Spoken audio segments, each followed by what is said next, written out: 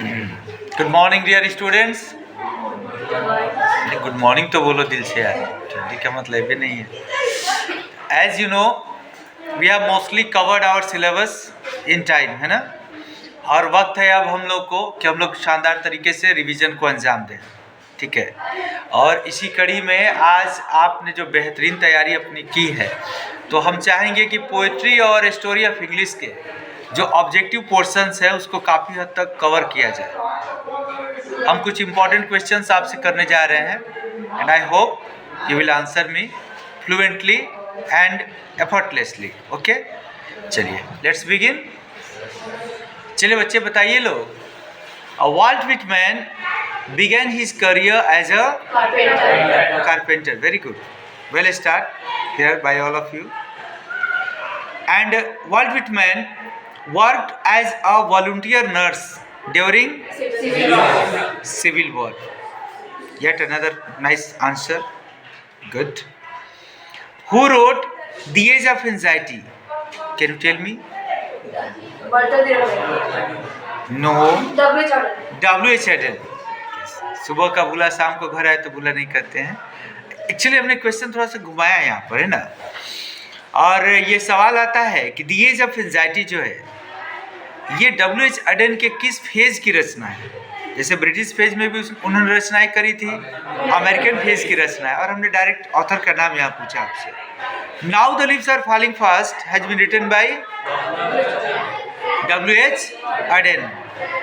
For Auden poetry was a serious game. Sabas. Okay. Songs for Children and Peacock Pie are two famous books written by Walter de la Mare. Very good. ठीक है. And you can tell me, I hope, McVitie the Mystery Cat. McVitie the Mystery Cat has been taken from Old Poejam's book of Practical Cats. Very good.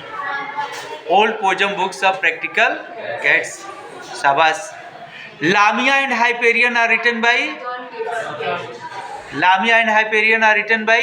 John Keats. Very good.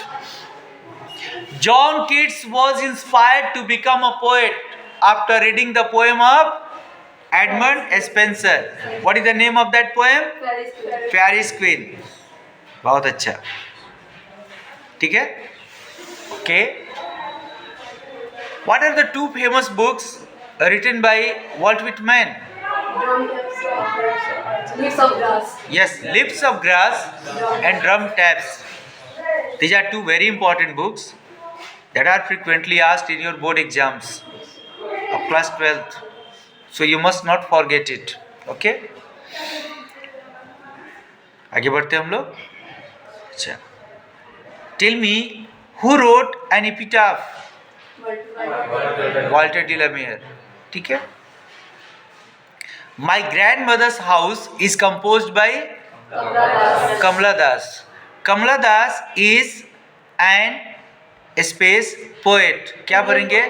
Autobiographical poet, Indian poet. वो already Indian poet है, लेकिन mostly जो question आपसे पूछा जाएगा उसमें अगर ये ऑप्शन रहेगा ऑटोबायोग्राफिकल पोएट तो आप लिख लीजिएगा, क्योंकि मतलब उसको टिक आउट करके अपने आंसर शीट में उसको फिल करिएगा।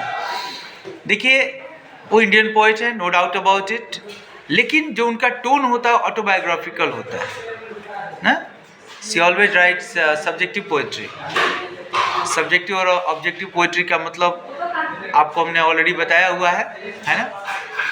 Subjective poetry जो होती है ना वो खुद को रिलेट करती है, माने आदमी सेल्फ के बारे में उसमें बहुत सारी बातें करता है।